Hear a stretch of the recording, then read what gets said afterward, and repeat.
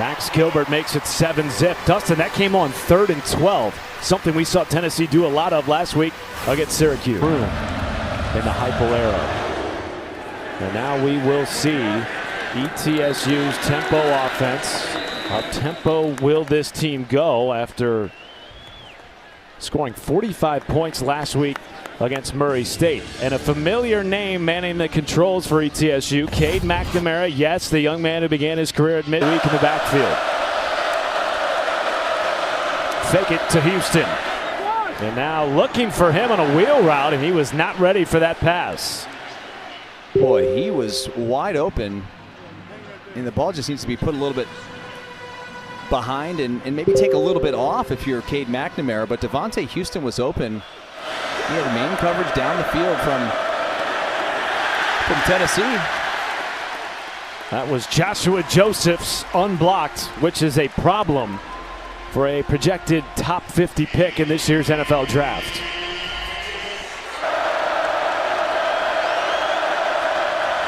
McNamara, deep shot, 3rd and 10, it's caught, middle of the field. Ephraim Floyd is just tripped up inside enemy territory. Monster gain on 3rd and 10 to extend the drive. Jalen McMurray, the star, the cornerback's going to be matched up right down the seam, and that's just a great ball. A well-thrown football by McNamara on the outside to Floyd, and you know that's a formation offense. Number 8 made a lot. You might have a shoulder short.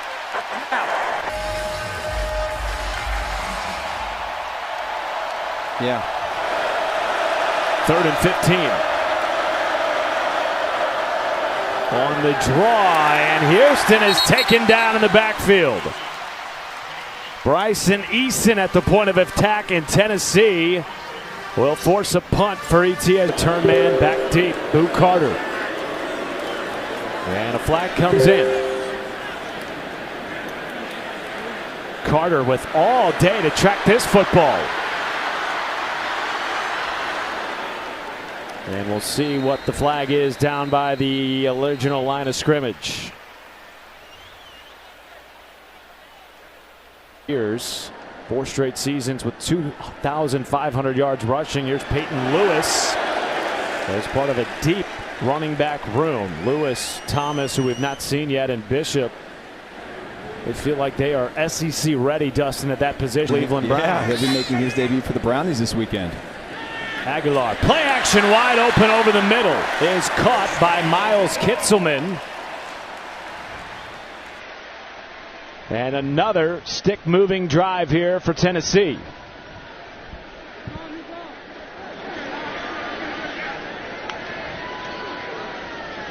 Lewis.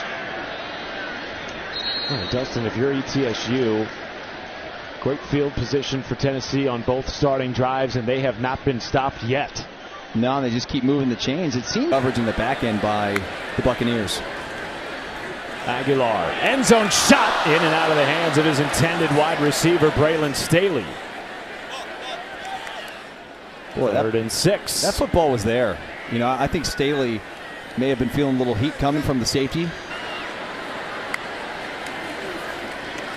And Lewis is wrapped up. Big time defensive play by Javon Oggs, the JUCO transfer, starting at the nickel position. Now this is hold is good. Gilbert puts it right down the middle. He's 2 for 2 on field goal attempts this season, and a 10-0 lead for Tennessee, but perhaps a win for the yard line, hoping for a return. And he will not. Cade McNamara coming out for his 2nd series, and Dustin, you talked about it. Really for any quarterback lately at Iowa, frankly. Flag is down in the backfield. Houston was swarmed by a plethora of orange jerseys. We'll see what the call is here, especially this early in the ball game. McNamara with time, checks it down to Houston. And a nice open field tackle by Arion Carter, the leading tackler from last year's top 10 Vols defense. Boy, match him up on the outside. Like, this guy's just such an athlete. McNamara looking that way, and a back shoulder catch is negated on an excellent defensive play by the Colorado transfer Colton Hood. Well, Colton Hood continues to impress this Tennessee staff and impresses me as well. I mean, this guy's had to step into the starting role in week 1 against Syracuse, and that's nearly a fantastic catch on the outside by Page, but Colton Hood. Play clock winding down here, and they are not going to get the kick away. First time was 3rd and 12. The second time they hold to the field goal, and then the penalty obviously negates a long throw and catch. Luke Carter off the hop, cutting it back upfield. Carter with room. Carter shaking free. Oh, and he's tripped up.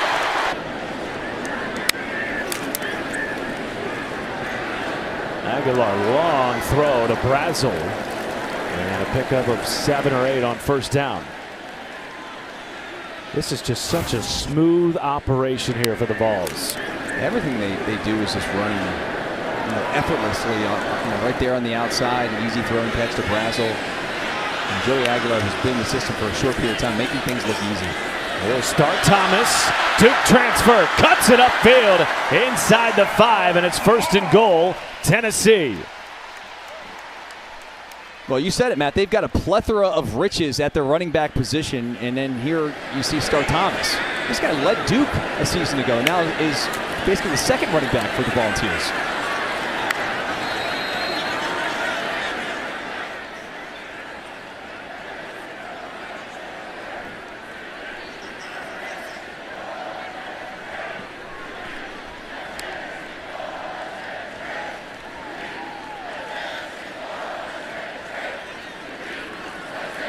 Second and goal for Joey Aguilar. Trying to make it a 3-score game. Back to Thomas, marching into the end zone for a touchdown. For this Tennessee offense, and particularly the ground game, we've seen all 3 primary running backs get significant touches, and it's 17-zip Vols against Syracuse.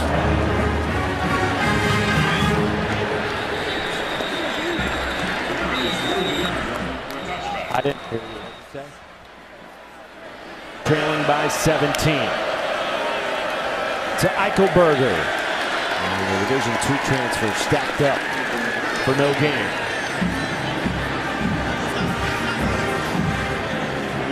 Here's defense, which was top 10 in the country. Criswell looking for a back shoulder pass. Some contact there. Ty Redmond on the coverage. McNamara has missed just a couple of them, and now Criswell, that one was right there.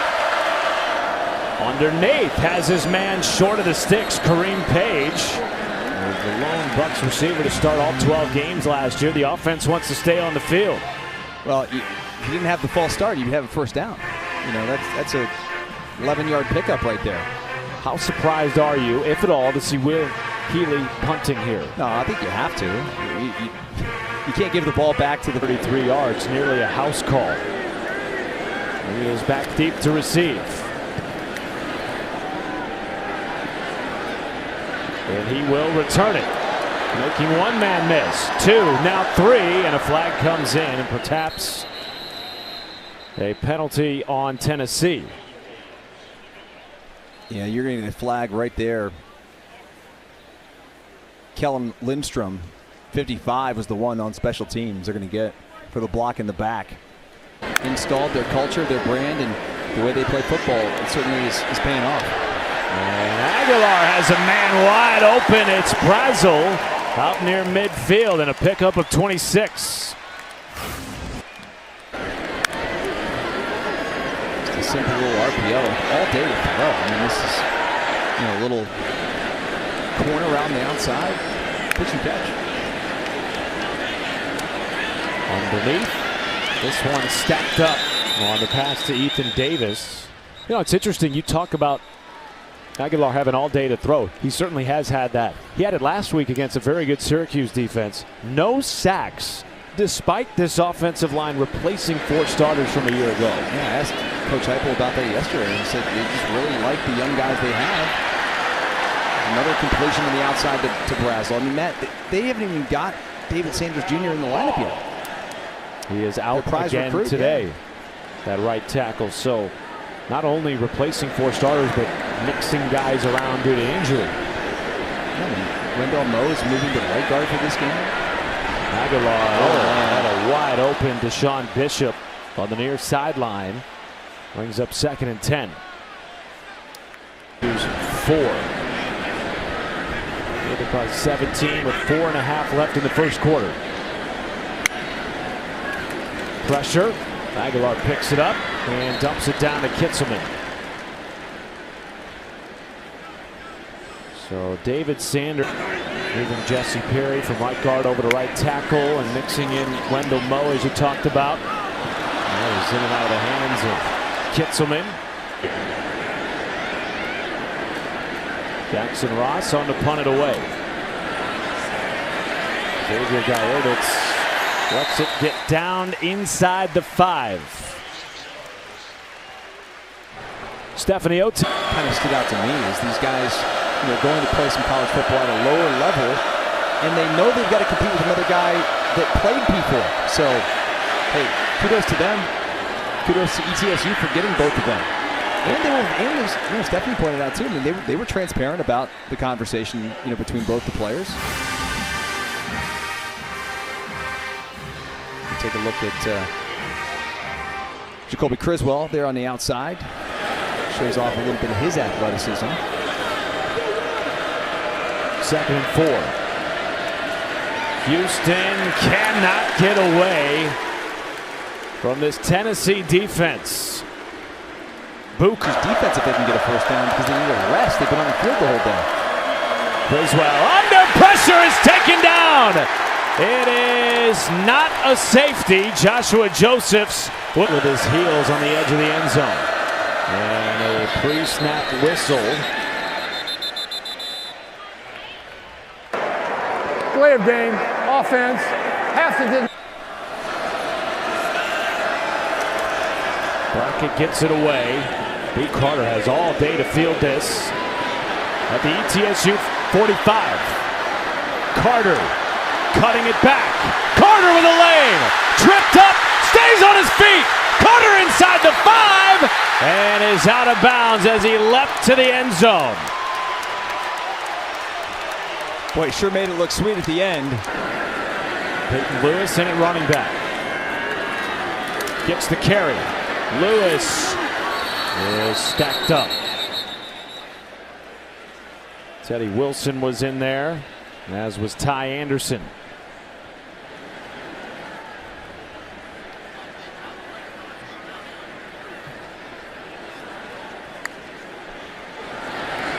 Lewis, this time will not be denied. Touchdown.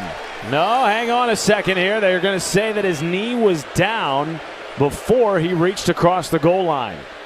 Well, I'd like another look at that, but it doesn't look like terrible. You would think 4-down territory if it gets to that point.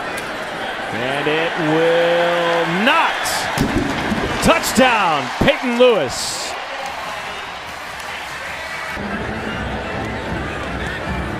(24-0) Tennessee. And credit to their defense, too, Dustin, for giving Tennessee's offense such great starting field position on all 4 of their scoring drives. Well, and also credit to the special teams, Matt, because Boo Carter and company on that punt return unit have done a tremendous job setting up their offense as well. You can take a look at the points here in this first quarter as opposed to last was things that factor in.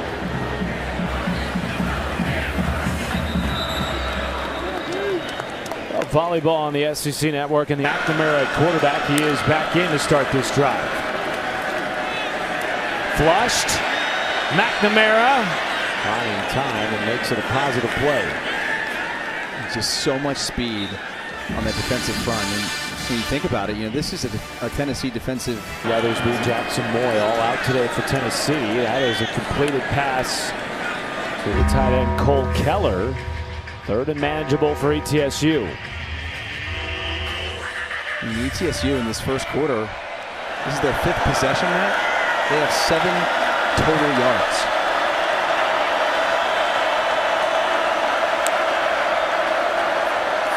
McNamara has Kareem Page for a first down. No, they're going to say incomplete pass. And boy, how physical has this Vols secondary been. That was the true freshman Ty Redmond ripping it free. Yeah, Redmond has done a nice job early in this game. Got some reps last week as well. Had a couple of pass breakups in that game against the Orange. And right here, I mean, this, I don't know, man. It was close. You know, that slowed down there with slow motion, but in real time. Holding ETSU to just 7 first quarter yards. 5th punt of the game for ETSU. And it is the freshman DeJuan Morris receiving it inside his own 35.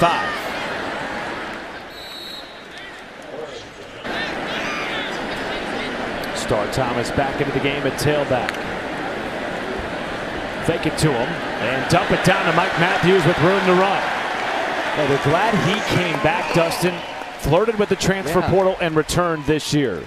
Yeah, really wasn't sure after last season what he was going to do, and gosh, he certainly should be happy he's back. He's going to play a huge role for this offense this year. Gang tackling effort led by Trevor Moffitt at the Sam linebacker position. Loss of maybe half a yard on that play.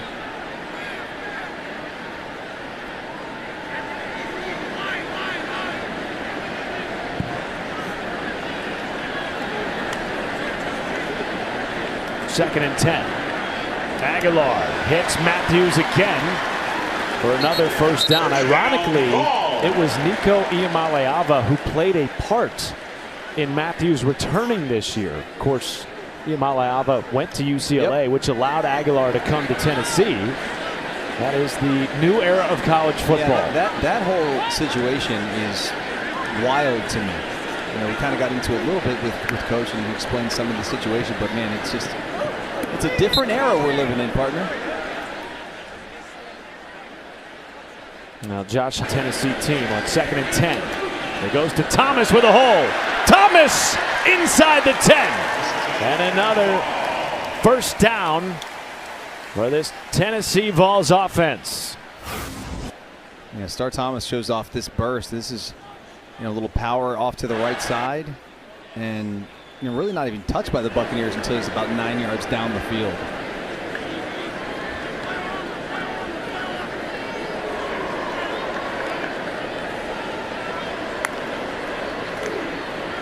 Aguilar, end zone, and in and out of the hands of his intended receiver, Braylon Staley, who wanted the flag. Jason DeClona, the Liberty transfer, making the coverage at free safety. It's the second nice play that DeClona's made in this early portion of the ball game. You said it, Matt, the transfer from Liberty and a little time at UCF as well. Just, I think they may have got a little bit of a hook with the right arm, but they didn't call it. Second down carry. Thomas sifting inside the 5 and was pushed back. They do give him forward progress. And it brings up 3rd and goal.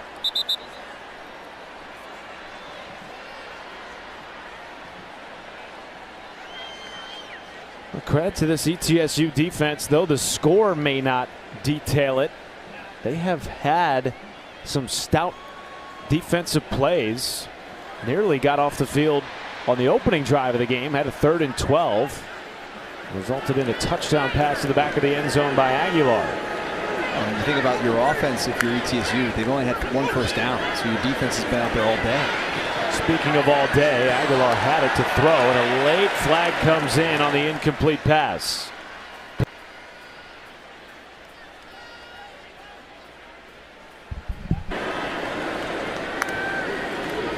Star Thomas pushed back by Chris Davis Jr. The Georgia State transfer. Trevor Moffitt was in there as well. Just keep fighting. Star Thomas past tacklers for his 2nd touchdown of the game. But you can only fight.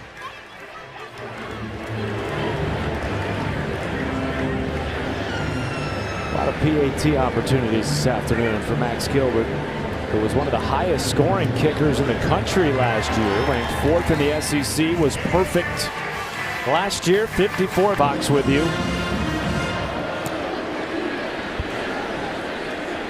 East Tennessee State still looking for its first big win for the Bucks.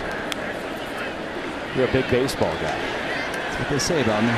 That's a completed catch and a first down grab by Ephraim Floyd. Hey, Matt, I want to correct myself because I go on their 6th possession. Finally having first down. McNamara takes a shot, and it's broken up. Colton Hood, Dustin, has stepped in and been fantastic at the cornerback position. Back in 2006. Take you back in the time machine. McNamara on play action, flushed out. Will use his legs and shakes loose of a tackle by Hood. 3rd down up.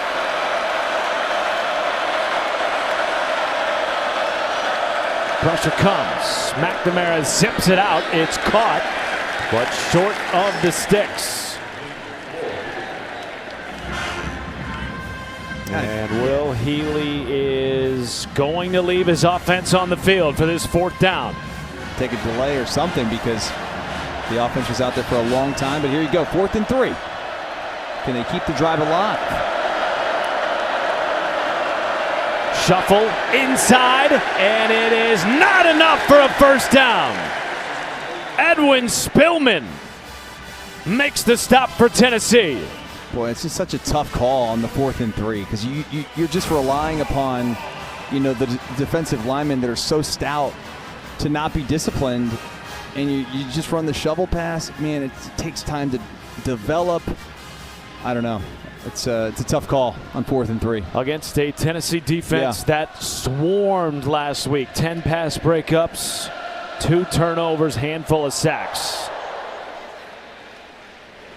That has continued into week 2. And again, the Vols offense will start a drive in plus territory with Deshaun Bishop and a tailback. Fake it to Bishop. And Aguilar has a first down grab to Braylon Staley. Perhaps not going to move the chains. 2nd and short.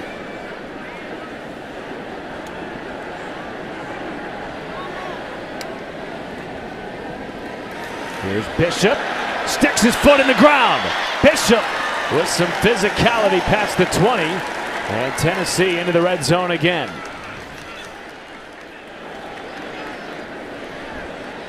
Gain of 18 for the former walk-on put on scholarship this year. Here's Matthews. And he is tackled promptly by Mike Jenkins. Starting free safety for ETSU. First year as a primary starter for Jenkins.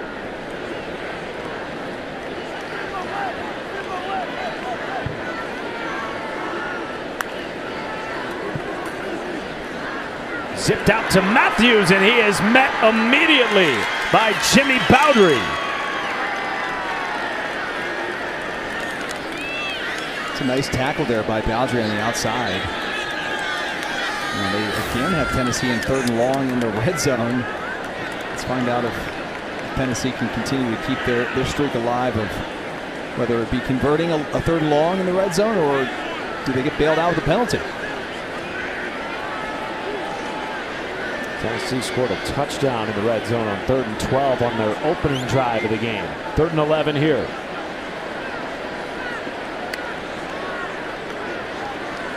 Five-man rush. Aguilar flushed. And the first time today we've seen Aguilar on his backside. The quarterback pressure by Isaiah Potts will force 4th down. Well, that's a nice stop by the Buccaneers, and it pays off considering you go for it on 4th and 3, you don't get it, they've got a short field. The defense is forced to go back out there again, and I think that sort of speaks to a little bit of resilience by the Buccaneers. Max Gilbert has already hit from 29, this from 37. And he is right through the uprights. 3 for 3 this season on field goal attempts. Gilbert makes it 34 zip balls.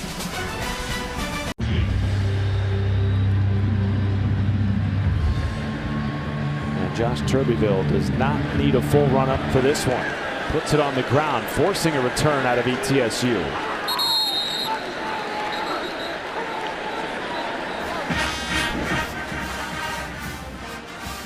Well, this will be the best starting field position. More penalties than first downs. That's problematic. Jacoby Criswell back in the game at QB. Phenomenal gain on first down.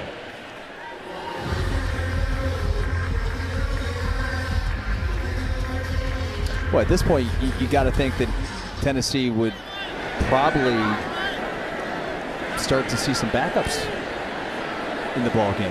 And it's early, but as fast as they go, Matt, they could probably name the score. And particularly with who's coming here next weekend. Absolutely. Monster. And that's a good early point. Season showdown with Georgia. Funny, first time we've actually brought that up is the look-ahead game is Georgia, and you always kind of worry about that game sandwiched in between a big matchup, and I don't think that Tennessee looked past this one at all. 3rd and 8. Criswell with time completes it to Kareem Page near the sticks, but short. Will Healy went for it on 4th down the last drive out, and he's going to keep his offense on the field again here.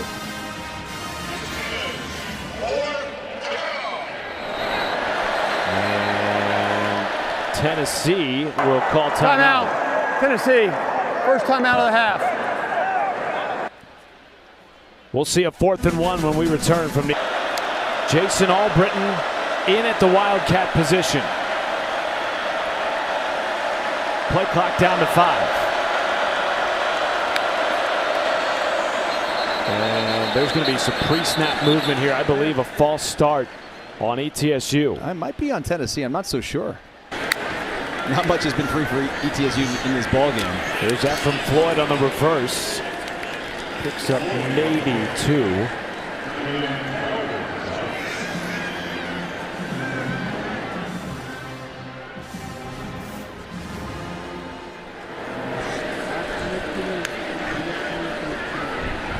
Criswell flushed. Makes one man miss and turns that into positive yardage. Makes it 3rd and medium for ETSU.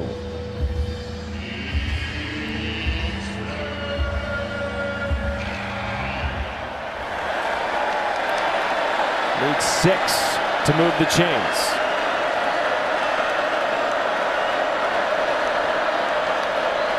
Pressure comes. Criswell has to throw it away quickly.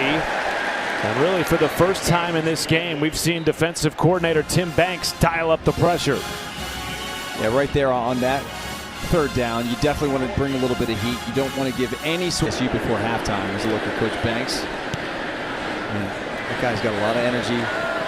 Really enjoyed our conversation with him yesterday afternoon, Matt. He's a guy that connect on deep throws. We've seen that early in this game from Aguilar. Nice defensive stop there by Brian Alston.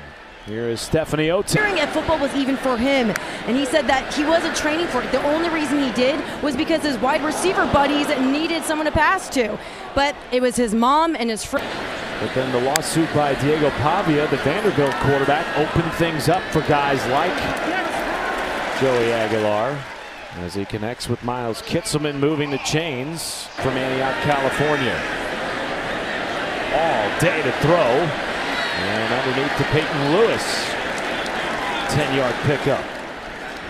And you would think that this offense would maybe slow down a little bit, being up 34-0.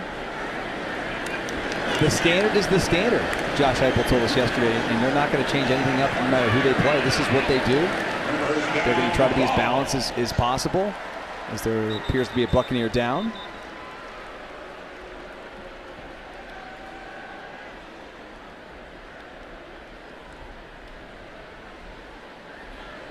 And they'd like to get back there again this year.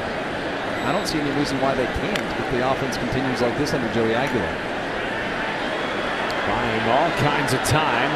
Now directing traffic has Mike Matthews. Jump ball. Matthews makes the catch. Touchdown, Tennessee, on a 53-yard bomb by Joey Aguilar.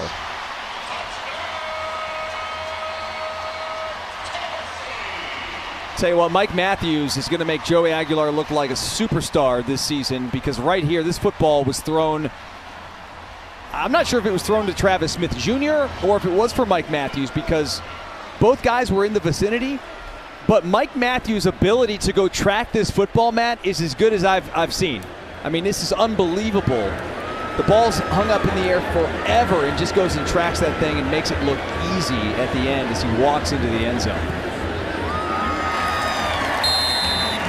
Youngest wide receiver core that Heupel's ever had. Questions, Dustin Fox, about their talent and depth. They're answering those through week 1 and week 2. Youngest wide receiving core and oldest quarterback that Heupel's had since he's been here. Maybe that's the connection, right? Bring the young guys along, and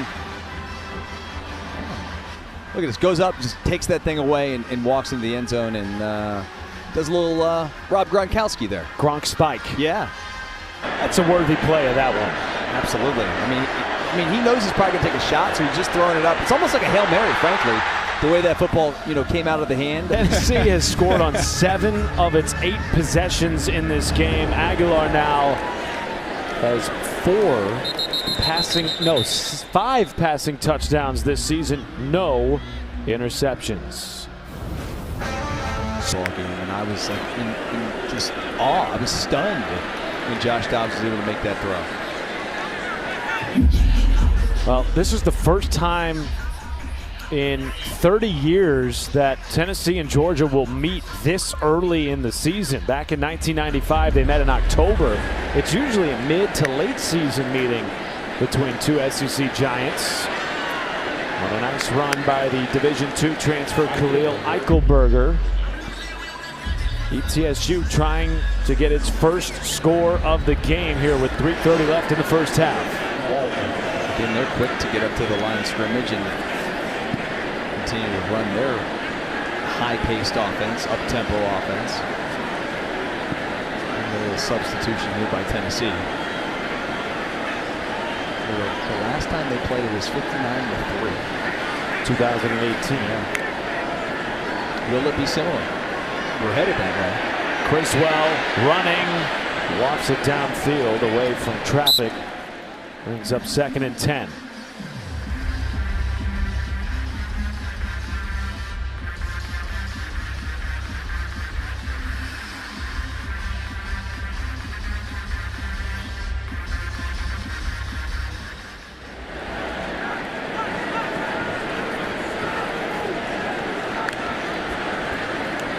Eichelberger, who helped Grand Valley State make the second round of the Division II playoffs last year as their leading rusher. Makes it 3rd and 6.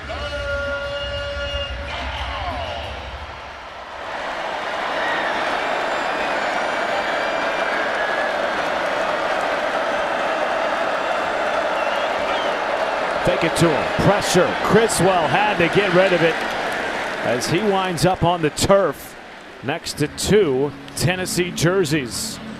4th down at midfield, and Will Healy's going to send the punt unit out for ETSU. Well, this pressure just continues to get home, and at this point, Cade McNamara and Criswell, both quarterbacks who have played in this ball game, you got to be thinking Will Healy. You want to make sure these guys come out of this game without an injury, so be a little careful.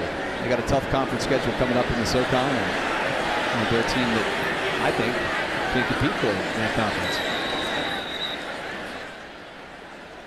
Catch some of that after our broadcast down in Tulane. They look every bit as advertised. We know they're going to be really good on defense. That's what Kirby's MO is. How's Stockton going to be a quarterback? I think the true test will be next week. They're playing Austin Peay today. They moved that game up, by the way, because of the storms in Athens. And that's not good for Aguilar. They got it. ETSU got the football, Matt. A rare mistake for Tennessee's offense in this first half. gives it back to ETSU with 1 second left before the 2-minute timeout. Boy, that was just an errant snap. An errant snap that's going to be recovered by Barrett. 18 for the Buccaneers. And yeah, 1st and goal at the 5 for the Bucs. Interesting that Tennessee even snapped that before the 2-minute timeout.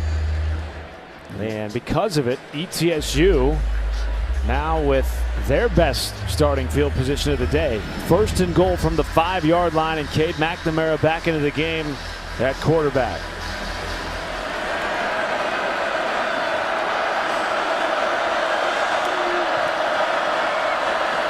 The pitch underneath to Heron Suttereth is in for a touchdown. ETSU capitalizing on the fumble, and they score on the ensuing play.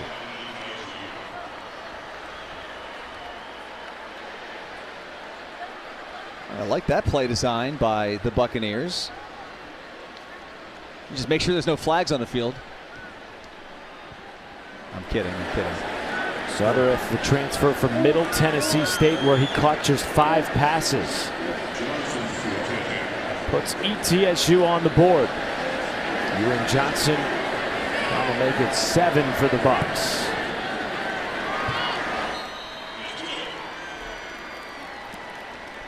Well, a miscue by the Volunteers. 2-minute timeout. A rare miscue by the Volunteers leads to an easy end-around touchdown run for the Buccaneers. 41-7 from Neal. We were told many fans would be repping both colors this afternoon. We have certainly seen that in the first half. Joey Aguilar will come back out with the Tennessee offense after the fumble gave it up to ETSU. On Tennessee, he said, yeah, there's going to be a lot of games that are going to be like decided by a field goal, kind of toss-up games, and they'll have a chance. Two P4 former starting quarterbacks on your roster, it's got to give you some sort of a chance there in that conference. They were picked to finish 4th, by the way, in the preseason poll. Meanwhile, Tennessee with an opportunity to operate a 2-minute drill here late in the first half. Mike Matthews has been wide open often in this game. His 6th catch. He's now out over 100 yards receiving in the first half. I just think he's going to be a guy that, Matt, at the end of the season, most people in the SEC are going to be talking about, going forward, because he's just a dude, man. He's got a big body frame, great, ball control. I mean, he can go up and get it at its highest point. Like, he's just a really talented wide receiver. He's got great athleticism. I like what I've seen so far. Star Thomas churning ahead on 1st and 10. Now, Matthews last year had just 7 catches for 90 yards. He's eclipsed that in the first half of today's game. Aguilar pulling it back is brought down, but he got the football out, and it's caught by Brazel for a 1st down. Boy, so close. The pressure was right there by Chris Davis Jr., who wears number 0. We'll see Aguilar. Does a leg hit the ground before? No, I don't think so. Next play, Aguilar, 1st down catch. Braylon Staley. These young wide receivers for Tennessee have been able to find creases in the ETSU defense. It's made it very easy for Joey Aguilar to dice it up. I'll tell you one thing that has impressed me so far is Aguilar being able to play in an offense that he's not used to. This pistol that he played in at App State, not quite the same as what they're doing here. They huddled a little bit more. It was a little bit slower paced, and now here it's just so much up tempo, and the offense a lot of times is predicated on rhythm. And his rhythm so far, I mean, maybe the resistance hasn't quite been there from your opponent, but man, I think this guy's got a chance to be a real special quarterback this year. Out to Brazel again. Gang tackled. Jalen was in on the stop, as was Mike Jenkins.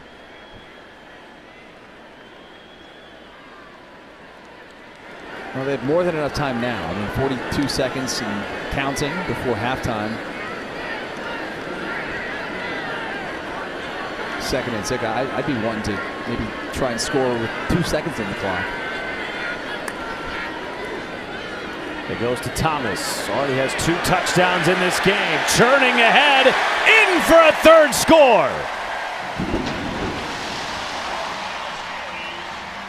Star Thomas, unstoppable in the first half at Neyland Stadium.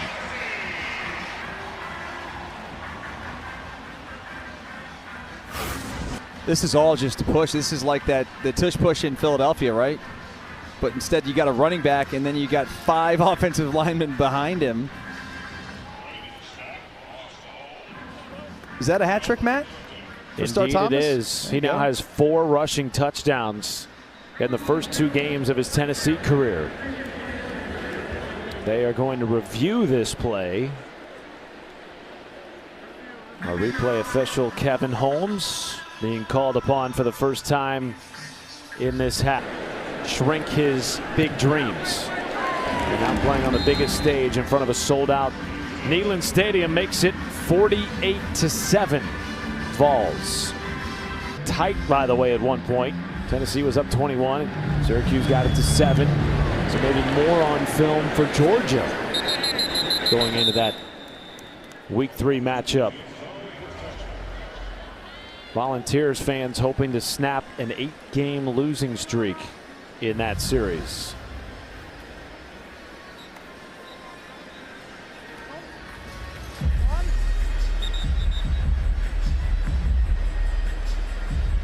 Cade McNamara back onto the field for ETSU with 22 seconds.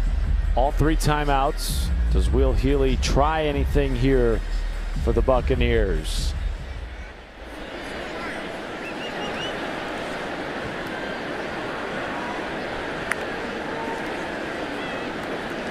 Doesn't appear so. Jason Albritton, the former walk-on at Ole Miss, might have just taken us to halftime.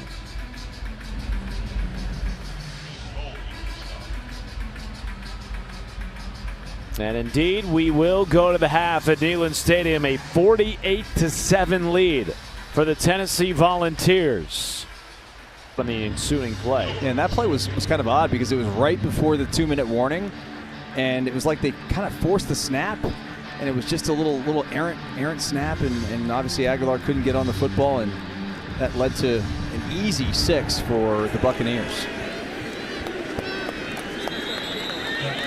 Yeah, I just talked with Coach Healy, and he comes off saying, yeah, we need to clean this up. They can get in the right spots, but optimize it. He liked how they had the turnover and optimized. But he just said he's happy that they don't have to play this Tennessee team again. At least have some fun while they do it. He wants to see all 4 quarters from his guys. Well, Stephanie, I believe it was Dustin who asked, is there anything that Tennessee makes you want to do differently when you watch them on the tape? And he said, I think they make you want to do everything differently when you see them on tape. That's how good and talented this Tennessee team is. Well, they knew coming into this game how talented they were, and they are, I guess I should say. And, boy, I don't know what halftime adjustments you can make to come back from a 48-7 type of ball game, but I think you just want to try to make it respectable. And if you're ETSU, you want to see your guys compete, you know, and obviously you want to come out of the game healthy. That's the #1 priority in a game like this. Cade McNamara, the former Michigan and Iowa quarterback, completes the pass to Demarius Rucker. And 3rd down looming for ETSU.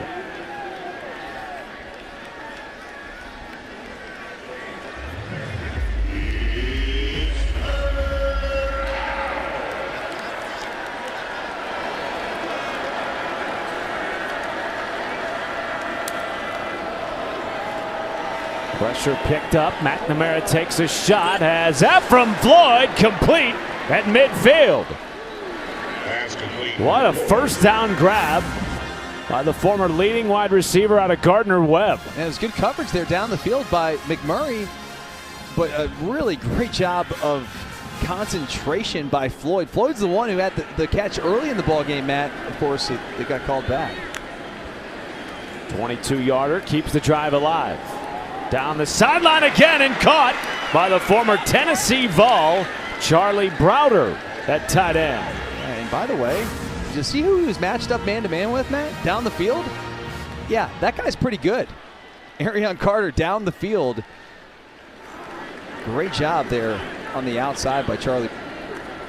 1st and 10. McNamara getting out of trouble and dumps it away as he was tracked down on a hard hit by Boo Carter.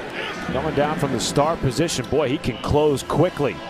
Well, we saw his speed and athleticism on the punt returns, but now you see him here on just defense. Just tracking down Cade McNamara there.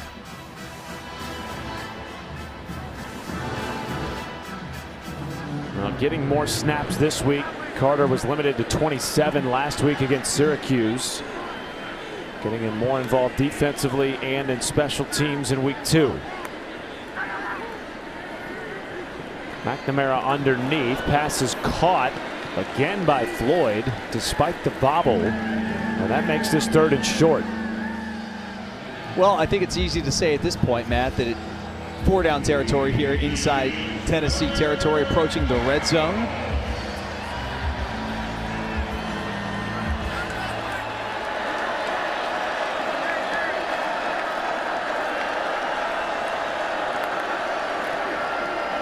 Handoff goes to Rucker, and he is taken down by Arion Carter. Man, Arion Carter just shows such tremendous instincts. Watch him right here just shoot his gap. He's right there, shoots the B gap, comes inside. Browder doesn't even have a chance to get a hand on Arion Carter as Carter just sees ball and gets ball. Surprised to see the field goal unit here for ETSU. I'm actually not, because it's 4th and 6. If it were 4th and a yard or 2, you'd go for it. You want to get points. This has been by far the most productive drive of the game. Ewan Johnson from 41, and he does put it right down the middle. Opening drive score to start the 2nd half for ETSU. Your record label. Bulldogs in a monumental early season SEC showdown. Fair catch by DeJuan Morris. And we will not see Joey Aguilar on this Tennessee drive. It will be the redshirt freshman Jake Merklinger, who lost a tightly contested battle with Joey Aguilar. Dustin, I think a lot of people around outside of the program didn't really think it was that competitive of a battle, but inside the program, nothing was given to Joey Aguilar. It sort of surprised me when we dove into the program the last several weeks here to learn that it really was a legitimate competition, and that Jake is somebody they believe in and think he has a chance to be the future star quarterback here at Tennessee. Talented kid, highly competitive, big arm, athletic. Really everything you look for in a quarterback. His first pass attempt on a play action is almost intercepted. In and out of the hands of Kensley Johnson.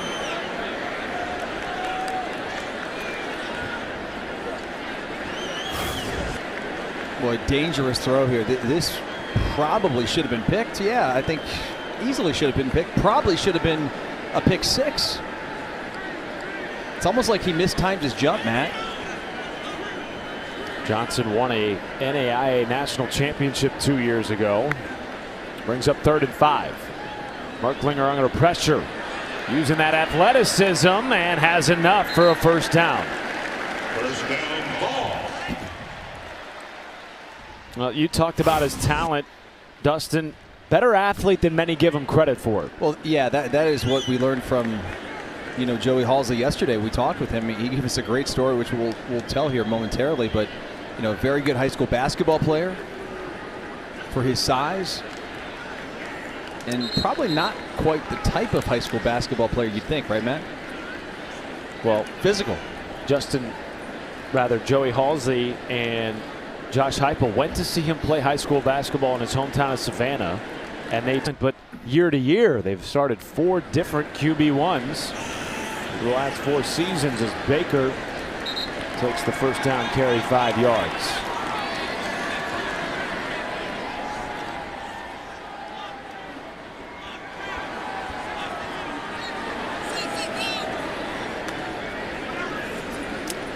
Merklinger rolling and dealt with some pressure by Nick Hunter, who they believe could be a all-conference type of linebacker in the Southern Conference this year at ETSU.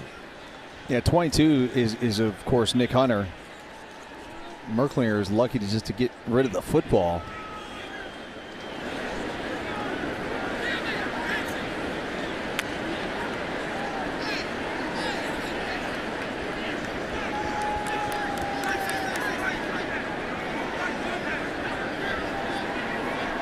Third and 4.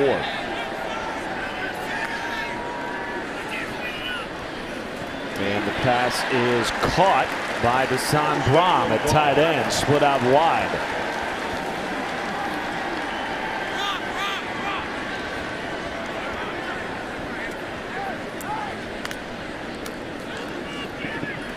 Merklinger looking end zone, has Brazel, diving catch, touchdown Tennessee! With a bang. And now they are going to review this play. Well, they must have had a better look than we saw. I didn't see much on the freshman from Stone Mountain, Georgia. Back fade. It is caught for a touchdown.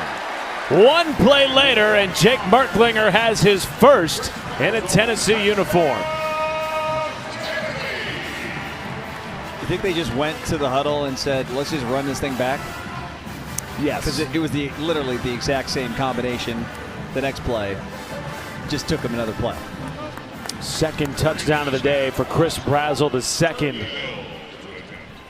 And this Tennessee wide receiver room, which had so many outside doubters before the season began, replacing their top 3 receivers from last year, has not missed a beat through the first 2 weeks of the regular season. Well, getting a look at maybe the future here of the Volunteers at the quarterback position. Jake Merklinger. Athleticism from the quarterback position. A little scramble, a little bit of sack, and a deep throw to Brazel, and then it's capped off. The ref said, well, we're going to make you do it again. They said, no problem. Max Gilbert will put it through the back of the end zone as he has done all afternoon. Well, tonight after the Louisiana. How about that? Dominant. There is Khalil Eichelberger pushing the pile ahead for a gain of 4.5. Hey, it's 55-10. I can get a little tennis in, can't I? No doubt. Okay. Well, I was waiting for you to. Okay. At some point. All right. Thanks, partner. Who's in the men's final? It's the same final we've seen for the last 3. Yannick Sinner and Carlos Alcaraz. You think there's going to be a different result? More on that in a moment. 3rd and 4. McNamara completes a first down catch to Kareem Page. My question is, was the hit competitive, or did Coach Lucas take it easy on you? Well, it wasn't. Well, Coach Lucas was actually the one kind of feeding the balls. Okay, got it. He brought the ringer, which is one of his current players, to hit with me. Got it. And, yeah, I mean, the guy was playing first dubs last year in the SEC, and he's hitting against me. So it was honestly an honor, and it was a lot of fun.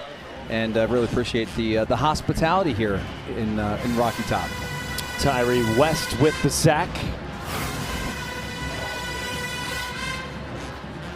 That's a big boy. Look how athletic he looks for his size. Well, he had a great season last year as a rotational player as well. He's a senior from Tifton, Georgia. Handful of tackles for a loss last season. But you're right, this is one of the great SEC towns. And the folks in Knoxville always hospitable. And boy, do they love their Vols. All sports. You know what's so crazy, too, is this is the first time you and I have called a game here. I was here for the spring game last year, but not quite the same.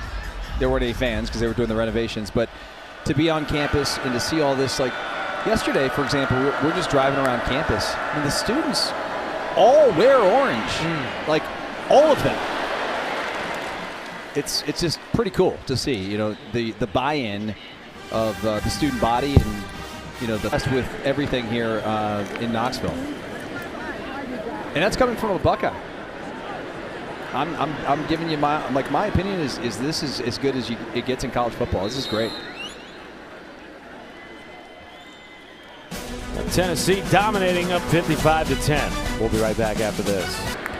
Pretty darn impressive 2 weeks into his tenure here at Tennessee.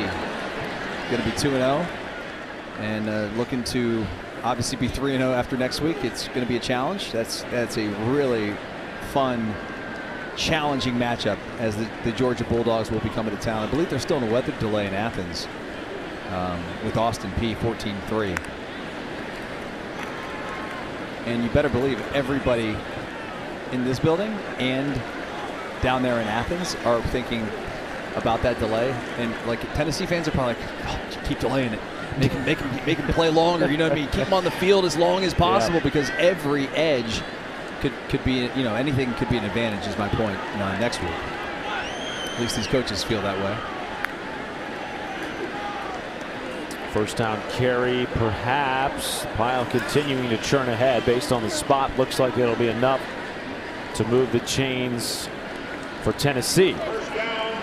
Certainly you would think in that game the advantage goes to Tennessee at the quarterback position. Yes, Gunnar Stockton looks like a very talented young man, but he has never taken meaningful snaps in a game like what we're going to have next weekend. 102,000 will be on hand here at Neyland.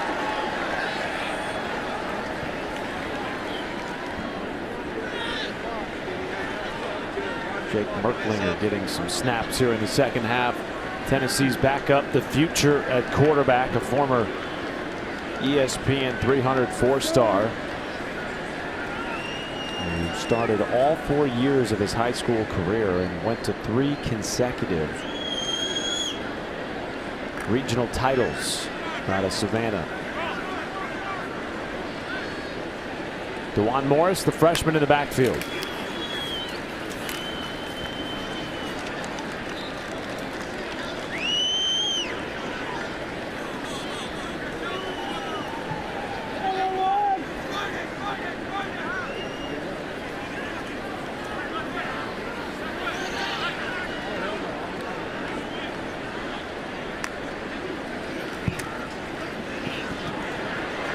Deep pass from Merklinger is caught at the 15-yard line. It is Joakim Dotson on a 27-yard grab. And Dotson just wide open, top of your screen. Some sort of a bust there. I'm sure you've got some other younger players you're getting in there for ETSU as well, but man, Tennessee just taking full advantage at this point. We saw Dotson last year. You and I did in the high school showcase at the Baylor School. Dotson moving from Nashville to the Baylor School and then ultimately choosing Tennessee among a plethora of FBS offers. Wow, that is a good memory by you. I knew that name sounded familiar when I saw him on the 2D. Baylor School. I was just watching a video that Baylor was playing, I think, Brentwood last night. And Coach Heupel was there. Peyton Manning was there. Who's who? It's a who's who. Absolutely.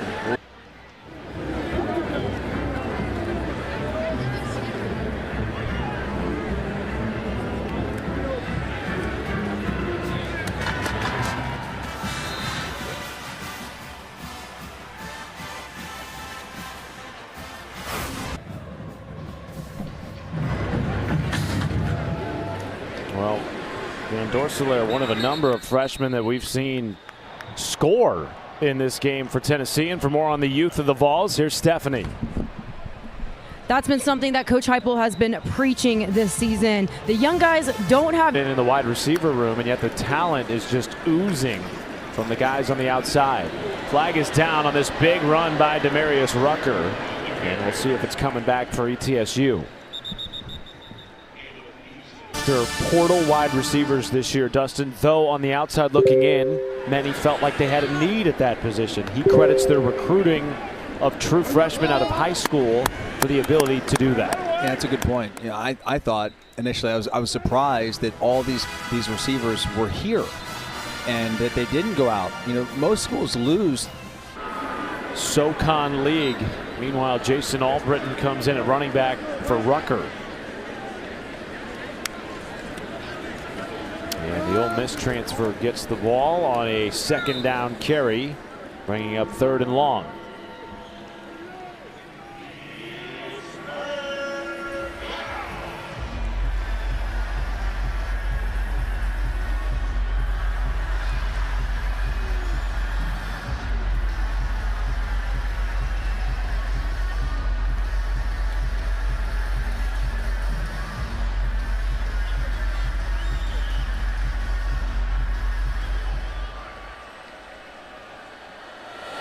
Criswell, the quarterback for ETSU, dumps it down to Albritton with blockers in front, and not nearly enough to get close to the sticks. And I believe Will Healy will send his punt unit onto the field, and indeed he will.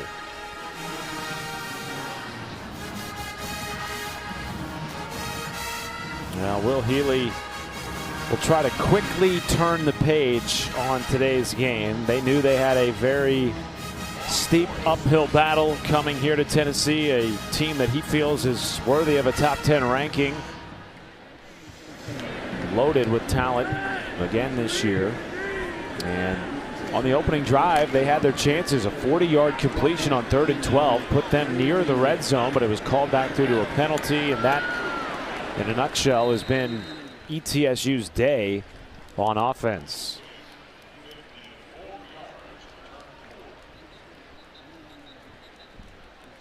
And certainly a lot of credit has to be given to Tennessee's violent and physical defense. Even with the injuries, Dustin, they're going to be a problem in the SEC for many opposing offensive linemen and quarterbacks. Oh my goodness. I mean, just think about Tennessee's defensive line right now. You're missing 3 starters for this game. Arguably your top 2 corners. You know, there's another safety, maybe another linebacker or 2 that's going to come back. Like, the depth on that defense is insane. Insane. 2 sacks, 5 tackles for a loss today, despite all of those injuries. There's Justin Baker, true freshman, on the carry, and that will likely take us to the end of the 3rd quarter. Leading at 62-7. Matt Schumacher, the former Ohio State Buckeye, Dustin Fox, Stephanie Ote on the sideline. And if you are just joining us, Joey Aguilar put on his slinger, running the offense for Tennessee on 3rd down. Zips it underneath, and it is enough to move the chains. Caught by Rodarius Jackson. Here's Stephanie. That's right. He was actually carried entirely off into the tent. All the guys went over to check in on him, which is very telling for a team with 54 new players all checking in on him. It looks like it's going to be his left foot. He is going to be carted off. He's not going to the hospital. He's getting x-rayed. But yeah, it looked pretty rough on him. Well, we hope for the best for Demarius Rucker, part of a loaded running back room that Will Healy's very excited about at ETSU. Merklinger off play action. Takes a shot over the middle of the field and caught again by the freshman Jackson. A gain of 16. Well, Jackson had to go up and get that thing. I mean, the ball sort of was airmailed a little bit out of Merklinger's hands and behind the young freshman wide receiver. And you can see the size on that young man, 6'2", 210. That's a catch radius. Well, he's a guy that did it all in high school. 3A Mr. Football, threw 7 touchdowns, had 140 tackles and 14 picks, plus 25, 30 times a game on offense. But, man, these kids, they just wear them out these days. I think a lot of us, and especially in the football world, gained an appreciation for what is possible watching the eventual Heisman winner do it all season both ways, Dustin, last year for Colorado. Well, listen, I mean, some guys are just special. They're just built differently, and Travis Hunter was that dude, you know, for Colorado last year, and certainly worthy of the Heisman Trophy. And I'll be curious to see come tomorrow, you know, how he, you know, handles the NFL and how the NFL handles him, frankly. Merklinger taking a shot to the end zone. It is overthrown, looking for the freshman Travis Smith. Outs with Merklinger and develop some chemistry. Nice play defensively there by Teddy Wilson, who's been all over it out of the will linebacker position. Well, you bring up a great point, Dustin. With Merklinger being the primary backup and not having taken a snap last year as a redshirt, these are valuable snaps for him if they are ever needing to call upon him during SEC play this year. Yeah, no question. That's a false start.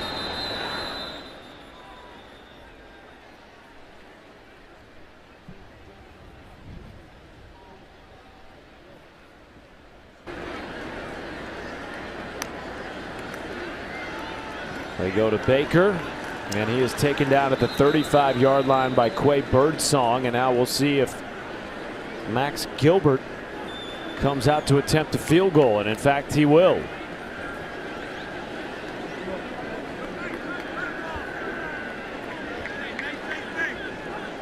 Career long is 52. This would be 1 yard further. You know, this is one of those situations where you're like, all right, it's a game situation. How many times do you have a chance in Neyland to kick a real live 52-yard kick? I'll tell you what, 3 points are going to be valuable next week. No doubt. Georgia coming to town in a monster SEC showdown early from 53. And Gilbert bangs it in off the crossbar. Oh, you're right, partner. He did bang it in.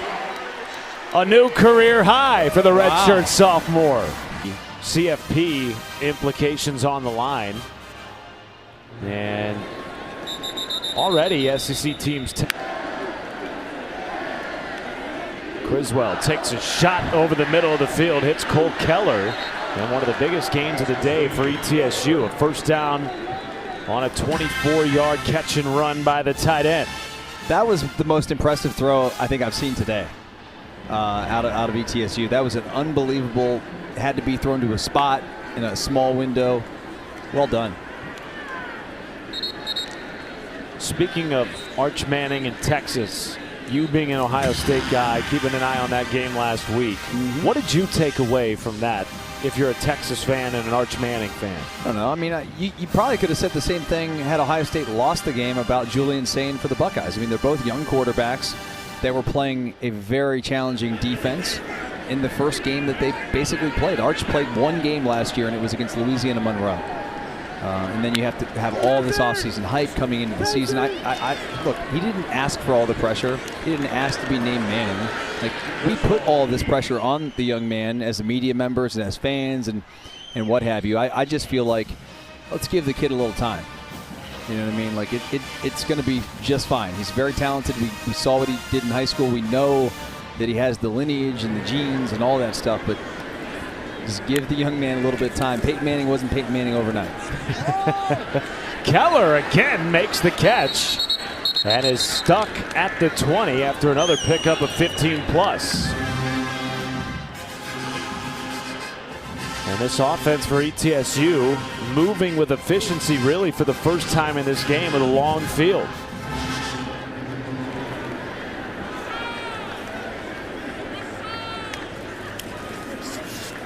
Criswell to the air and overshoots his intended target, Xavier Gaertitz. Brings up 2nd and 10.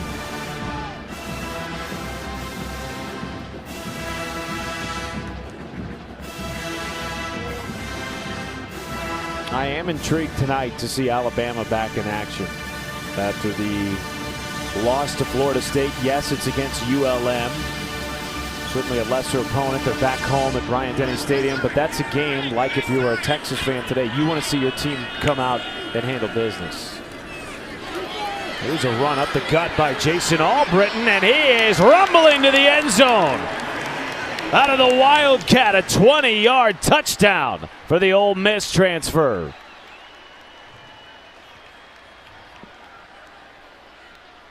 Boy, Albritton looks like a throwback type of running back, man. Out there, he's got the wrist taped up, no gloves. Wildcat just rumbling, like you said, bumbling into the end zone, carrying tacklers. That's It's a large young man for his stature. It's like a bowling ball. 5'9", 220. Was an exceptional high school running back. Didn't have the offers coming out of high school. Went to South Florida as a walk-on. Transferred to Ole Miss as a walk-on. And now on scholarship for the first time in his career and scores a touchdown at Neyland Stadium. Of that series next weekend, Saturday, Neyland Stadium. It'll be a sold-out crowd for the 22nd consecutive home game. And well, you better believe this place is going to have some juice. And when you look, 8:46 to go in the game and a 65-17 lead for the Vols. And his first pass, good for a completion and perhaps a first down. After the effort by Tommy Winton III. Interesting to see. They stay with the tempo here with the young quarterback. Want to give him a chance to feel what some live game action is like in their system. They do. Wow. McIntyre played at an elite high school in Nashville, Brentwood Academy. 4-star quarterback, highly recruited by the SEC and beyond, but chose to stay in state with the Vols.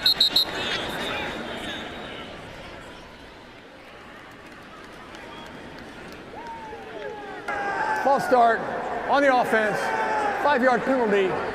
It remains first down. I mean, when you play games like this, you're expected to come out and win 65-17. You know what I mean? Or whatever, you name the score. And that's exactly what Tennessee did.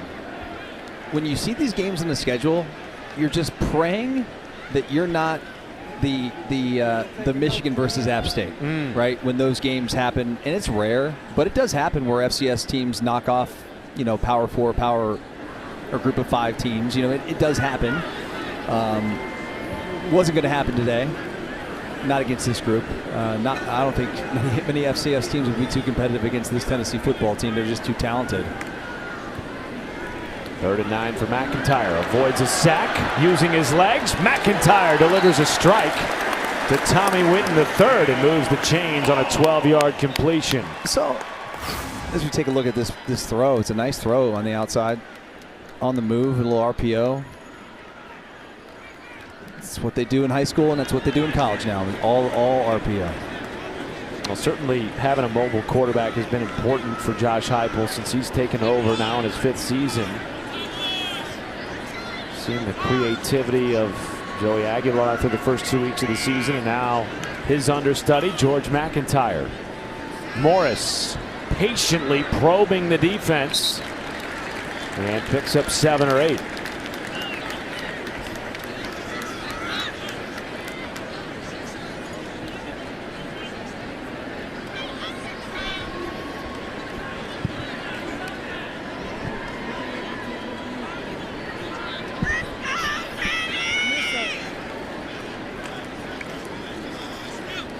McIntyre on play action.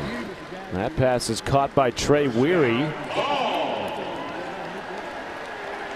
A walk on for the Volunteers, getting some run here in the 4th quarter.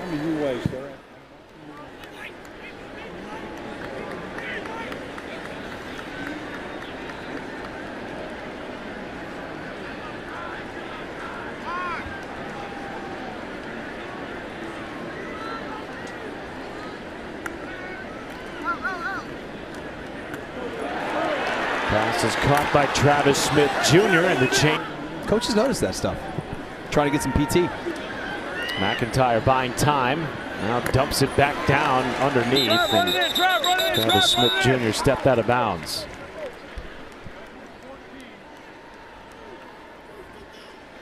Well, the Vols now squarely in the red zone where they are a perfect 14 for 14 this season. That's a stat they hope to continue next week against Georgia.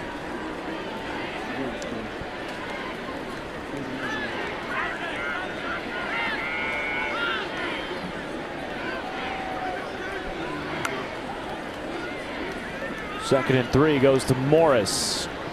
And he burrows ahead for a first down.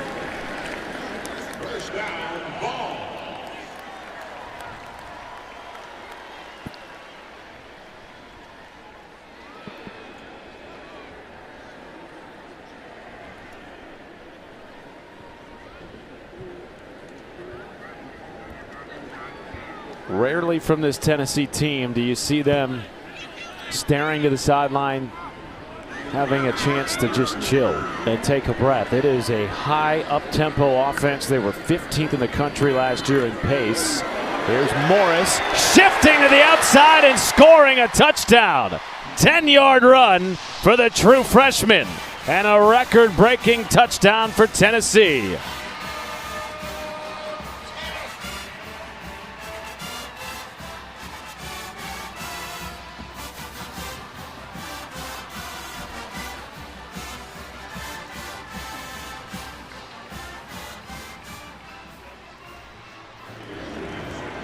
Max Gilbert, Josh Turbyville on for the PAT to make it 72-17. And this is now the highest scoring game in Tennessee football history, breaking last year's record of 71 against Kent State.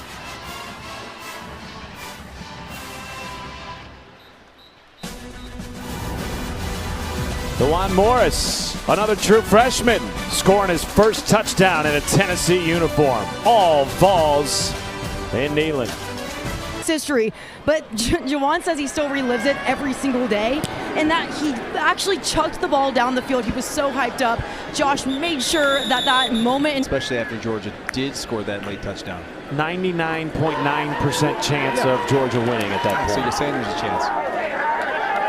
So you're saying there's a chance? You caught it. Thank you. I'm always listening, partner. Indeed you are. Jackson Bird, the new quarterback in for ETSU.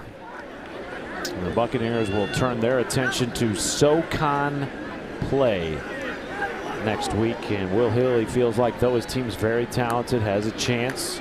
That's a league where every game's 50-50. He said we're about to start 10 weeks of it could go either way every single week because there's not much disparity from top to bottom. One could say, Dustin Fox, that the SEC is very similar, particularly at the top. I mean, how do you see that game next week, Georgia and Tennessee? I know it's early. You know what's crazy? And this may surprise you, but you may already know this because you know every stat there is, that Tennessee was picked to finish 9th in the SEC. 9th. How does one come up with that, given the fact that they went to the CFP last year? That was my thought. Right. So much of it now, though, is very arbitrary because of the transfer portal and players leaving, players coming. It's almost impossible to predict what's going to happen with any real accuracy. Well, I always thought that like the preseason polls and what have you were always very difficult to come up with because you didn't know what the team was going to be like. Now you definitely don't know what these teams are going to be. You don't know who half these rosters are. You don't know how these teams are going to mesh together. I mean, people probably looked at Tennessee, Matt, to your point earlier in the ball game, like, oh, they lost all their receivers. Oh, they lost, two guys on the D-line to the draft. They lost XYZ, their quarterback transfer. Like, people probably thought that Tennessee was just going to be dog crap this year, and they certainly are far from that. I think they're gonna compete in the SEC and have a chance to get back to the college football playoff. 2-minute timeout upon us here at Neyland Stadium. We'll be right back to tie a bow on it after this. Up 48-7 at halftime, and they've handled business despite two backup freshman quarterbacks coming in and leading touchdown drives in the second half. And now they'll look to close it out with George McIntyre. No, Mason Phillips now. Right, but George McIntyre and Jake Merklinger both helping Tennessee score touchdown drives in the fourth. Mason Phillips in the ball game now for the Volunteers. Anytime you're able to get your fourth-string quarterback in by choice, always a good day. Absolutely, partner.